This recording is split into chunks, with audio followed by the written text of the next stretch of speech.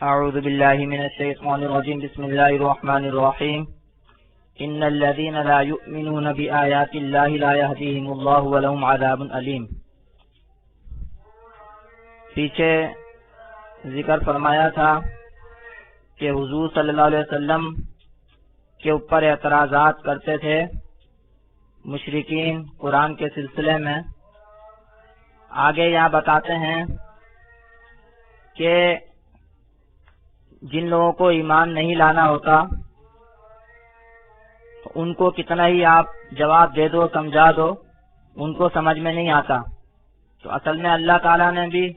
ان کے دلوں پر پھر مہر کر دی ہوتی ہے، اللہ تعالیٰ بھی ان کو پھر ہدایت نہیں دیتے۔ فرمایا ان الذین لا یؤمنون بآیات اللہ، تحقیق وہ لوگ جو ایمان نہیں لاتے اللہ تعالیٰ کی آیات پر، لا یہدیہم اللہ، اللہ تعالیٰ ان کو ہدایت نہیں کرتا، وَلَهُمْ عَذَابٌ علیم، اور ان کے لیے دردناک عذاب ہے۔ تو ان کو آپ کتنا ہی سمجھا دیں، ان کو کتنا ہی جواب دے دیں، ان کے اعتراض کا کیسا ہی جواب دے دیں، لیکن وہ ایمان نہیں لاتے، کیونکہ وہ ہٹ درم ہوتے ہیں، ضدی اور عنادی ہوتے ہیں۔ تو ایسے لوگوں کو اللہ بھی ہدایت نہیں کرتے، اور ان کے لیے پھر اس کی سزا ہے دردناک عذاب جہنم۔ ان الذین لا یؤمنون بآیات اللہ، کیسے وہ لوگ جو کہ ایمان نہیں لاتے اللہ تعالیٰ کی آیات پر، لا یہدیہم اللہ، اللہ ہدایت نہیں کرے گا ان کو، ولہم عذاب علیم، اور ان کے لیے دردناک عذاب ہے۔ اور یہ جو الزام لگاتے ہیں حضور صلی اللہ علیہ وسلم پر کہ یہ بنا لاتے ہیں قرآن مجید اپنے پاس سے، تو اللہ فرماتے ہیں کہ حضور صلی اللہ علیہ وسلم جیسے صادق اور امین شخص سے ایسا نہیں ہو سکتا کہ وہ اپنے پاس سے بنا لائے اور پھر اس کو اللہ کی طرف منسوب کر دے، بلکہ بلکہ گھڑنا اور اپنی طرف سے باندھ لینا یہ ان لوگوں کا کام ہے جو اللہ تعالیٰ کی آیات پر ایمان نہیں رکھتے، جو کہ کافر ہوتے ہیں، مشرک ہوتے ہیں۔ وہ لوگ اپنی طرف سے باتیں بناتے ہیں، اپنی طرف سے حلال و حرام قرار دیتے ہیں، اپنی طرف سے کہانیاں بناتے ہیں، قصے بناتے ہیں، اپنی طرف سے اختیارات مقرر کرتے ہیں، اختیارات دیتے ہیں، اختیارات بتاتے ہیں بتوں کے لیے۔ تو گھڑنا، اپنی طرف سے بنانا، یہ مشرکوں اور کافروں کا کام ہے۔ یہ حضور صلی اللہ علیہ وسلم جیسی اور جو نبیوں کی شخصیتیں ہوتی ہیں ان لوگوں کا کام نہیں ہے یہ۔ فرمایا انما یفتری الکذب الذین لا یؤمنون بآیات اللہ، سوائے اس کے نہیں باندھ لیتے ہیں جھوٹ وہ لوگ جو ایمان نہیں رکھتے اللہ تعالیٰ کی آیات پر، وَأُولَٰئِکَ هُمُ الْکاذِبُونَ، اور وہی لوگ ہیں جھوٹے۔ جھوٹے لوگ وہی ہیں جو اللہ تعالیٰ کی آیات پر ایمان نہیں رکھتے۔ اللہ تعالیٰ کی آیات ہیں تو اس کا تقاضا یہ ہے کہ اس کو حق اور سچ مانے، اس پر ایمان نہیں رکھتے یعنی کہ اس کو جھٹلاتے ہیں، اس کو جھوٹ کہتے ہیں، گویا سچ کو جھوٹ کہتے ہیں۔ تو ظاہر سی بات ہے کہ سچ کو جھوٹ کہنا جھوٹ ہے، سچ کو جھوٹ کہنا جھوٹ ہے۔ سچ کو سچ ہی کہنا چاہیے، تو سچ کو جھوٹ کہنے والا جھوٹا ہے۔ تو فرمایا انما یفتری الکذب الذین لا یؤمنون بآیات اللہ، سوائے اس کے نہیں گھڑ لیتے ہیں جھوٹ وہ لوگ جو ایمان نہیں رکھتے اللہ تعالیٰ کی آیات پر، وَأُولَٰئِکَ هُمُ الْکاذِبُونَ، اور وہی لوگ جھوٹے ہیں۔ آگے فرماتے ہیں کہ جو کوئی ایمان لانے کے بعد کافر ہو جائے یعنی کہ مرتد ہو جائے تو آگے اس کا بدلہ اور اس کی سزا فرما رہے ہیں کہ ان کے اوپر اللہ تعالیٰ کا غضب ہے، اللہ تعالیٰ کا غصہ ہے، اللہ تعالیٰ اور ان کے لیے بڑا عذاب ہے۔ اور بیچ میں البتہ استثناء کے طور پر یہ بھی بتا دیا کہ اگر کوئی ایمان لانے کے بعد دل اس کا مطمئن ہو ایمان کے ساتھ، دل میں ایمان برقرار ہو، مضبوط ہو،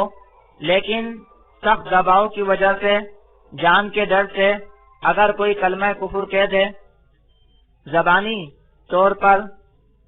مجبوراً، تو وہ اس میں داخل نہیں ہے، یعنی اس کے اوپر اللہ کا غضب نازل نہیں ہوگا، وہ ایمان والا اور مسلمان ہی سمجھا جائے گا۔ فرمایا من کفر باللہ من بعد ایمانی، جو کفر کرے اللہ کے ساتھ بعد اپنے ایمان کے یعنی ایمان لانے کے بعد جو کوئی اللہ کا انکار کرے، اللہ کے ساتھ کفر کرے، تو آگے اس کی سزا آ رہی ہے کہ فعلیہم غضب من اللہ، کہ پس ان کے اوپر اللہ کی جانب سے غصہ ہے، اللہ کی جانب سے غضب ہے۔ تو فرمایا الا من اکریہ، مگر یہ کہ وہ شخص جس کو زبردستی کی گئی، وقلبہ مطمئن بالایمان، اور اس کا دل مطمئن ہے ایمان کے ساتھ، آرام میں ہے ایمان کے ساتھ، تو وہ اس میں شامل نہیں ہے۔ جیسے عمار رضی اللہ تعالیٰ عنہ جو بیٹے تھے حضرت یاسر رضی اللہ تعالیٰ عنہ کے اور حضرت سمیہ رضی اللہ تعالیٰ عنہ کے، حضرت یاسر ان کے والد تھے، حضرت سمیہ رضی اللہ تعالیٰ عنہ یہ ان کی والدہ تھیں، عمار ان کے بیٹے تھے۔ کافروں نے، مختصراً عرض کر رہا ہوں، کافروں نے ان کے اوپر ظلم و ستم ڈھائے اور حضرت یاسر رضی اللہ تعالیٰ عنہ کو قتل کر دیا، حضرت سمیہ رضی اللہ تعالیٰ عنہ کو بے دردی سے خوفناک طریقے سے قتل کر دیا۔ لیکن وہ لوگ کلمہ کفر اپنی زبان سے نہیں لائے، لیکن حضرت عمار رضی اللہ تعالیٰ عنہ جو کہ ان کے بیٹے تھے، انہوں نے مجبوراً جان بچانے کے لیے کلمہ کفر کہا۔ تو اللہ تعالیٰ نے یہاں فرمایا کہ جو شخص مجبوراً جو ہے وہ کلمہ کفر کہے، دل اس کا مطمئن ہو ایمان کے ساتھ، دل اس کا ایمان پر برقرار ہو، تو وہ اس میں شامل نہیں ہے، یعنی اس کے اوپر اللہ کا غصہ نہیں ہے۔ تو بہرحال فرمایا کہ جو کوئی انکار کرے اللہ کا من بعد ایمان ہی، اپنے ایمان کے بعد، کچھ لوگوں نے اس طرح کیا کہ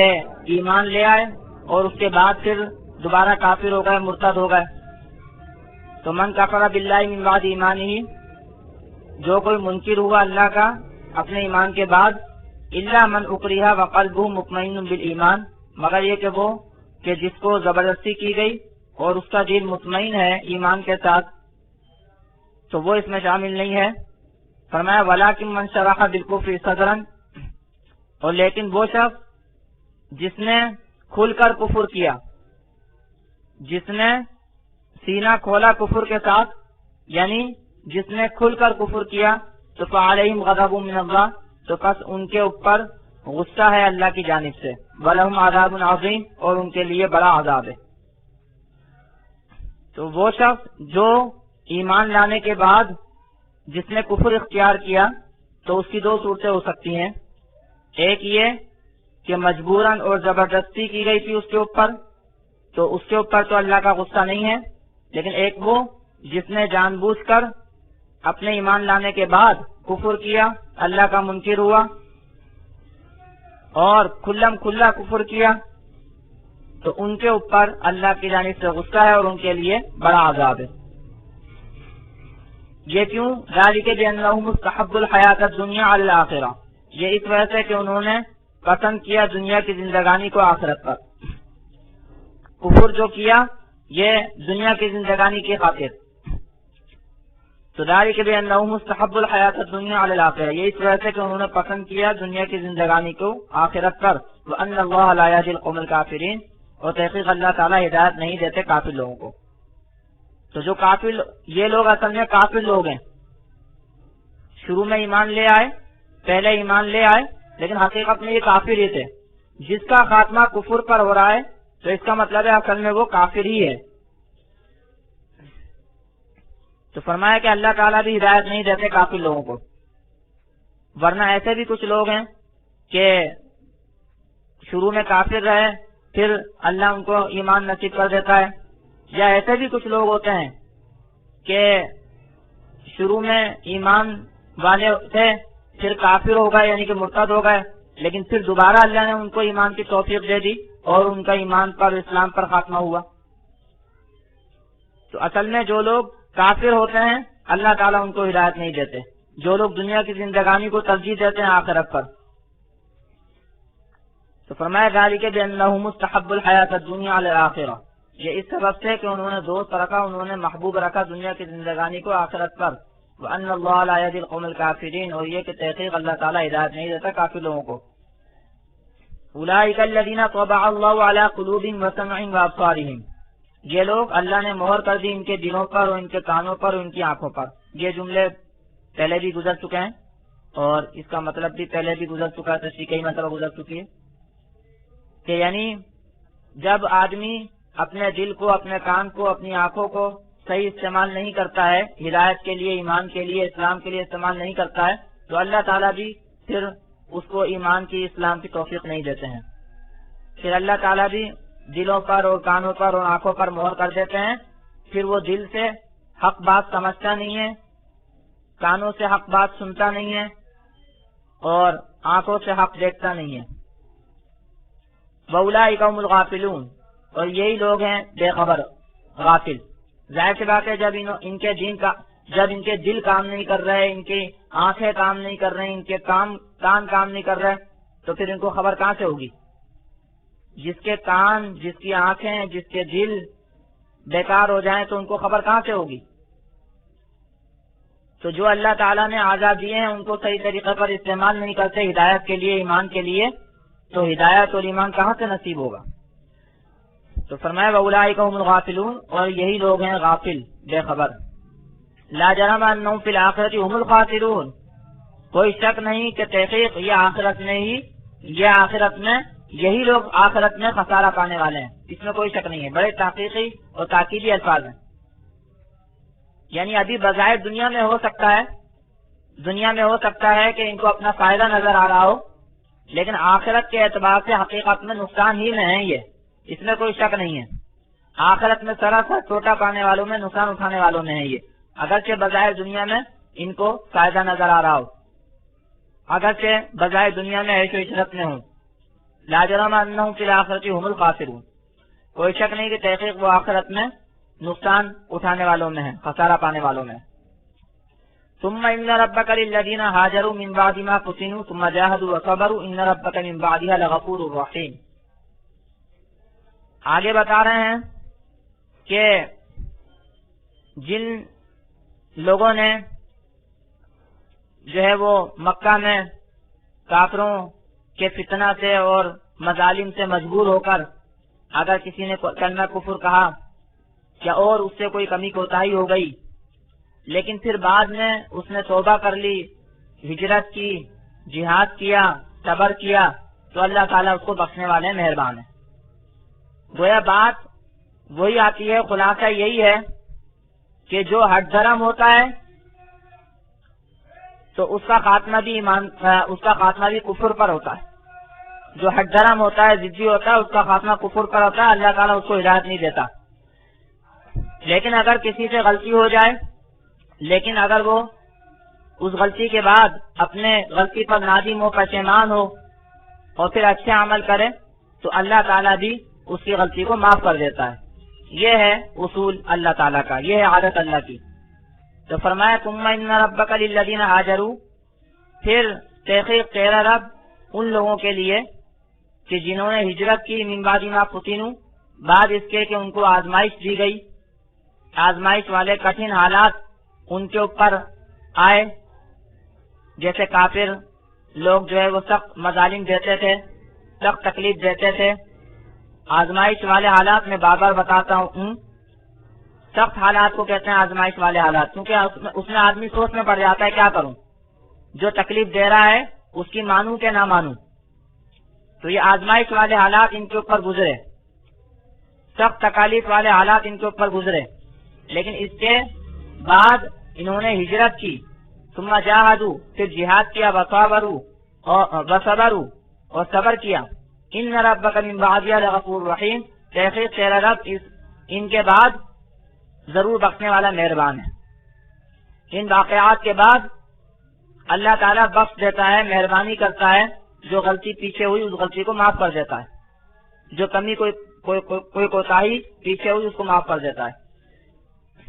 تو فرمایا ثم ان ربک للذین ہاجروا، پھر تحقیق تیرا رب ان لوگوں کے لیے جنہوں نے ہجرت کی، من بعد ما فتنوا، بعد اس کے کہ ان کو آزمائش